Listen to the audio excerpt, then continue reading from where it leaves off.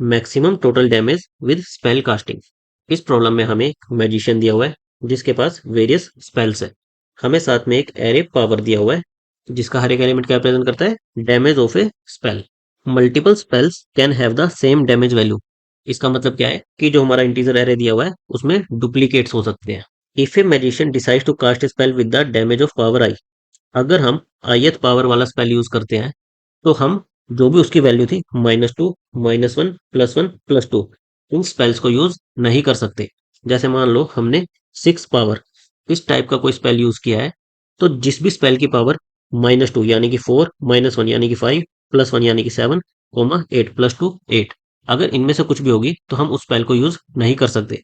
अगर हमने एक पर्टिकुलर पावर का स्पेल यूज किया है तो हम उसकी -2, -1, +2, +1, हम उन स्पेल्स को यूज नहीं कर सकते। Return the maximum possible damage that a magician can cast. हमें बेसिकली जो जो स्पेल हम यूज करें उनके सम को मैक्सिमाइज करना है। जैसे अगर हम एग्जांपल देखें, 1 1 3 4, हमारे पास 4 स्पेल्स है जिनमें से दो स्पेल की पावर 1 थी, 1 की 3 थी और 1 की 4 थी। अब अगर हम 1 इस पावर का स्पेल यूज करते हैं, हमने 1 पावर का स्पेल यूज कर लिया, तो हम -2 यानी कि 1 -2, -1, 0, 2 और 3 इस पावर के स्पेल्स को यूज नहीं कर सकते। अगर हम हमारे एरे में देखें, -1, 0 और 2 इन पावर को तो एग्जिस्ट ही नहीं करता, 3 का एग्जिस्ट करता है, तो हम 3 को यूज नहीं कर सकते। लेकिन 1 को हम दोबारा यूज कर सकते हैं। हमारा एक और 1 का स्पेल था तो हम इसको तो यूज कर सकते हैं, फिर 4 को भी हम यूज कर सकते हैं। तो इस तरह से हमारा आंसर कितना आया, 1 + 1 + 4 6 आया। इसी तरह से अगर हम 3 का डिसाइड करते कास्ट करना, तो हम 3 - 2 1 वाले यूज नहीं कर सकते थे और +1 4 ये वाले भी यूज नहीं कर सकते थे, तो हमारा आंसर कितना था, 3 ही आता। तो हमें स्पेल इस तरह से पिक करने हैं कि हमारा आंसर मैक्सिमम आए। जो कब आ रहा था, जब 1 1 और 4 इनको पिक कर रहे थे, तो हमें मैक्सिमम आंसर अचीव करना है और उसे रिटर्न करना है। अगर हम ये वाला एग्जांपल देखें, 7 1 6 6, इसमें अगर हम 7 यूज कर ले तो इन 6 को यूज नहीं कर पाएंगे, और अगर हम 7 को यूज ना करें तो हम 1 6 6 इन सबको यूज कर सकते हैं, जो कि हमारा मैक्सिमम आंसर देगा। कितना देगा, 6 + 6 + 1 13।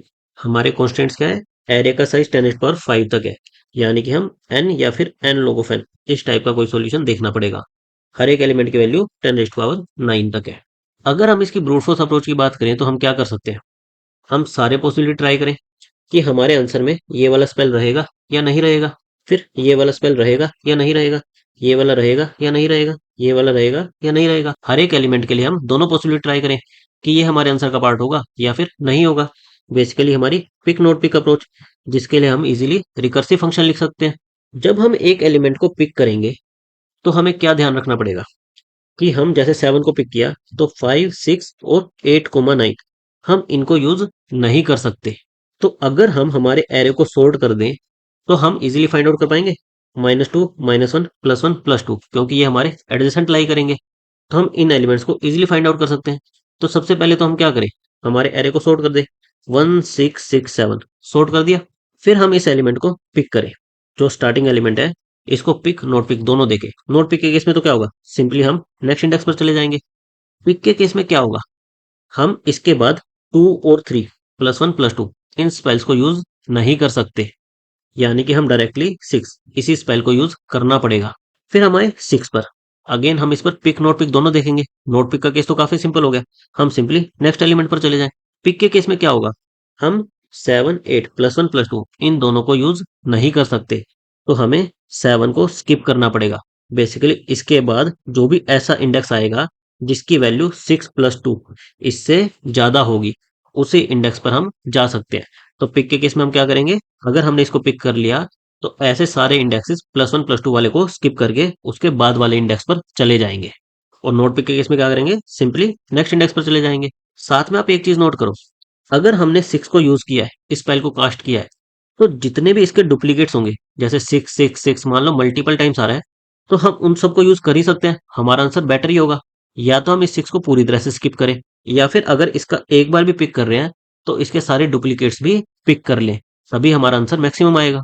तो हम क्या करेंगे, हम इस एरे के यूनिक एलिमेंट स्टोर कर लेंगे 1 6 7, क्योंकि 6 को एक बार पिक कर लिया तो उसके सारे डुप्लीकेट्स को पिक करना बेटर ही है।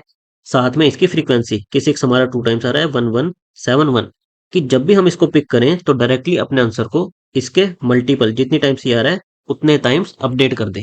ताकि हमें दोबारा 6 इसके लिए दोबारा पिक नॉट पिक ना लगाना पड़े, क्योंकि हमें पता है कि ऑलवेज अगर इसको पिक किया तो पिक करना ही बेनिफिशियल होगा। और इसके लिए हम क्या कर सकते हैं, हम सिंपली एक फ्रीक्वेंसी मैप बना लें। तो हम एरे को सॉर्ट करें, साथ में हमारा फ्रीक्वेंसी मैप बना लें। उसके बाद सिंपली हम अपनी पिक नॉट पिक या रिकर्सिव अप्रोच लगा सकते हैं। नाउ एक चीज आपने ऑब्जर्व की होगी कि जब मैं 1 6 6 7 ऐसे जा रहा था, मैं केवल 1 के बाद 2 3 ये चेक कर रहा था, 6 के बाद 7 8 ये चेक कर रहा था। मैं +1 +2 ही चेक कर रहा था, -2 -1 ये वाले एलिमेंट्स चेक नहीं कर रहा था। क्यों? क्योंकि मैं सबसे छोटे एलिमेंट से शुरू कर रहा हूँ, यानी कि इससे पहले पहले तो कोई एग्जिस्ट करता ही नहीं है।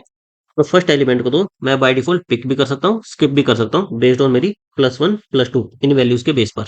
उसके बाद जब मैं इसको पिक करता हूँ, तो मैं सीधा ऐसे इंडेक्स पर जाता हूँ जो कि +1 +2 इनको स्किप करे। मैं सीधा ऐसे वैल्यू पर जाऊंगा जिसकी वैल्यू एटलीस्ट 4 तो हो ही हो, एटलीस्ट 4 तो हो ही हो। तो मैंने प्रीवियस से +1 +2 इनको ऑलरेडी स्किप कर दिया है। तो नेक्स्ट से भी मैं प्रीवियस देखूंगा तो मेरा -1 -2 इनका कॉम्प्लीमेंट्री ये तो ऑलरेडी स्किप हो चुका होगा, राइट। इसीलिए मुझे प्रीवियस वाले के लिए दोबारा चेक करने की जरूरत नहीं है। मैं स्टार्टिंग में लोवेट से शुरू कर रहा हूँ और हमेशा जंप करते हुए इस चीज का ध्यान रख रहा हूँ कि मैं +1 +2 को स्किप कर ही दूं। तो अगर मेरे जैसे मान लो 1 और 4 इनके बीच में एटलीस्ट 2 का डिफरेंस है, तो मेरे 4 और 1 इनके बीच में भी तो एटलीस्ट 2 का डिफरेंस होगा ही। तो अगर मैं फॉरवर्ड जाते हुए ऑलरेडी इस चीज का ध्यान रख रहा हूँ, तो मुझे प्रीवियस के लिए ये दोबारा चेक करने की जरूरत नहीं है। मैं सिंपली 4 से नेक्स्ट 5 6 इनको स्किप करने पर ध्यान दे सकता हूँ। अगर मैंने इनको स्किप करके 7 या उससे बड़ा किसी एलिमेंट पर गया हूँ, तो मुझे दोबारा प्रीवियस पर चेक करने की जरूरत नहीं है कि मेरे 5 6 स्किप हुए हैं या नहीं हुए। अगर मैं इस इंडेक्स पर आया हूँ, तो इसका मतलब है कि मैंने 5 6 को ऑलरेडी स्किप कर दिया है, तभी मैं इस इंडेक्स पर आया हूँ। तो हमें सबसे पहले अपने एलिमेंट को सॉर्ट करना था और उसका फ्रीक्वेंसी मैप भी बनाना था। तो इसके लिए हमने ऑर्डर्ड मैप का यूज कर लिया। हम फ्रीक्वेंसी बनाते हुए ऑर्डर्ड मैप का यूज कर लिया, जिससे हमारा क्या होगा, मैप में हमारे सारे एलिमेंट्स सॉर्टेड ऑर्डर में ही आएंगे। तो हम उसी सॉर्टेड मैप का यूज करके हमारा न्यू एरे बना सकते हैं जिसमें सारे एलिमेंट्स सॉर्टेड ऑर्डर में होंगे और हमारे यूनिक एलिमेंट होंगे। तो हमने एक मैप का यूज कर लिया, हमने हमारे एलिमेंट्स पर लूप लगाया और उनकी फ्रीक्वेंसी को अपडेट कर दिया। अब क्योंकि हमने ऑर्डर्ड मैप का यूज किया है, तो इसमें एलिमेंट्स हमारे सॉर्टेड ऑर्डर में होंगे। तो सिंपली हम इस ऑर्डर्ड मैप पर लूप लगाएंगे और अपने एलिमेंट्स को स्टोर कर लेंगे। इससे हमारा क्या होगा, हमारे डुप्लीकेट्स भी रिमूव हो जाएंगे। हमारे यूनिक पावर्स इस वेक्टर में सारे यूनिक एलिमेंट्स आ जाएंगे और सॉर्टेड ऑर्डर में आ जाएंगे। साथ में एमपी में हमारे फ्रीक्वेंसी मैप आ गया। फिर हम हमारा रिकर्सिव फंक्शन शुरू करेंगे। हमें पास क्या करना है, हमारा इंडेक्स, हमारा वेक्टर और हमारा फ्रीक्वेंसी मैप। फिर हमारा बेस केस क्या हुआ, जब भी हम एरे के बाहर चले जाएंगे हमारा इंडेक्स हमारे एरे के साइज के इक्वल हो जाएगा। उस केस में तो हम कोई और स्पेल का यूज नहीं कर सकते, तो हमें 0 रिटर्न कर देना है। उसके बाद हमें क्या करना है, हमारा पिक नोट पिक ये दोनों अप्रोच ट्राई करनी है। नोट पिक का केस तो बहुत सिंपल है, हमें नेक्स्ट इंडेक्स पर चले जाना है और हमारा एरे और मैप पास कर देना है। पिक के केस में हमें क्या ध्यान रखना है कि अगर हमने इस एलिमेंट को पिक किया है, एक तो इसके सारे डुप्लीकेट्स को भी पिक करें। सेकंड, उसके बाद जब हम नेक्स्ट इंडेक्स पर जाएं, तो हमें +1 +2 इन वैल्यू वाले एलिमेंट्स को स्किप करना है। तो हमें एक नेक्स्ट इंडेक्स चाहिए, तो हमने नेक्स्ट इंडेक्स जो हमारा इंडेक्स था उसके बाद वाले एलिमेंट से चेक करना शुरू किया। उस पर वैल्यू देखी, वो वैल्यू अगर हमारी करंट वैल्यू +2 इससे छोटी है, हमें +1 +2 इन दोनों को स्किप करना है। अगर हमारे नेक्स्ट इंडेक्स की वैल्यू हमारे करंट इंडेक्स की वैल्यू +2 इससे छोटी है, तो हम इस इंडेक्स को पिक नहीं कर सकते, हमें इंडेक्स को प्लस प्लस करते जाना है। तो हम इस लूप के थ्रू हमारे सारे +1 +2 इस टाइप के इंडेक्सेस को स्किप कर देंगे।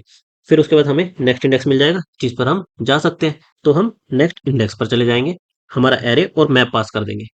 और करंट इंडेक्स के लिए हमारी वैल्यू क्या होगी, करंट इंडेक्स की वैल्यू इनटू में ये जितनी बार आए हम सारे डुप्लीकेट्स को भी यूज करेंगे। तो ये जितनी बार आए किससे मिल जाएगा, हमारे मैप से। हमारी करंट इंडेक्स की वैल्यू इनटू में जितनी बार ये आया है, इतने से हमारी वैल्यू अपडेट हो जाएगी। तो हमारे करंट इंडेक्स की वैल्यू प्लस में नेक्स्ट इंडेक्स के लिए रिकर्सिव फंक्शन, इससे हमारे पास पिक का रिजल्ट आ जाएगा, नोट पिक का इससे आ जाएगा।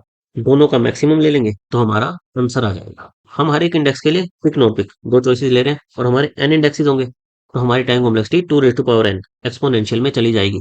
इसको बेटर कैसे करें, रिकर्सिव अप्रोच है पिक नोट पिक टाइप की, यानी कि हमारी स्टेट्स रिपीट होंगी ही होंगी। तो हम इस पर मेमोराइजेशन लगा सकते हैं। मेमोराइजेशन किस पर लगाएंगे, हमारे चेंजिंग वेरिएबल्स पर, जो कि क्या है, इंडेक्स एक सिंगल वेरिएबल। और इसकी मैक्स रेंज क्या होगी, जो भी हमारे एरे का साइज होगा। तो हम हमारे एरे के साइज के इक्वल एक डीपी वेक्टर ले लेंगे। हम यहाँ पर हमारे एरे के साइज के इक्वल एक डीपी वेक्टर ले लेंगे और इसको अपने एरे में पास कर देंगे। फिर हमारे बेस केस के बाद हम चेक कर लेंगे कि इस स्टेट की वैल्यू हम ऑलरेडी कैलकुलेट कर चुके हैं या नहीं कर चुके हैं। अगर कर चुके हैं तो यही से रिटर्न मार जाओ और लास्ट में रिजल्ट को रिटर्न करने से पहले इसको अपने डीपी वेक्टर में मेमोराइज कर लो। अब इससे हमारी टाइम कॉम्प्लेक्सिटी कितनी आएगी? हमारा डीपी वेक्टर n साइज का है, यानी कि हमारी टोटल n स्टेट्स हैं और हर एक स्टेट के अंदर हम काम क्या कर रहे हैं? हम सिंपली पिक नोट पिक कुछ कांस्टेंट ऑपरेशंस कर रहे हैं, यानी कि हमारी हर एक स्टेट को कैलकुलेट करने के लिए कांस्टेंट टाइम लगेगा। n स्टेट है, कांस्टेंट टाइम लग रहा है, तो हम कह सकते हैं कि हमारे रिकर्सिव फंक्शन की time complexity order of n है। पर स्टार्टिंग में हमने मैप के थ्रू एरे को सॉर्ट किया था, तो हमारी ओवरऑल टाइम कॉम्प्लेक्सिटी क्या आएगी? n log ऑफ n, हमारे सॉर्टिंग की वजह से। और हमारी स्पेस कॉम्प्लेक्सिटी कितनी आएगी? हमारे मैप और डीपी वेक्टर के लिए order of n। Thank you guys.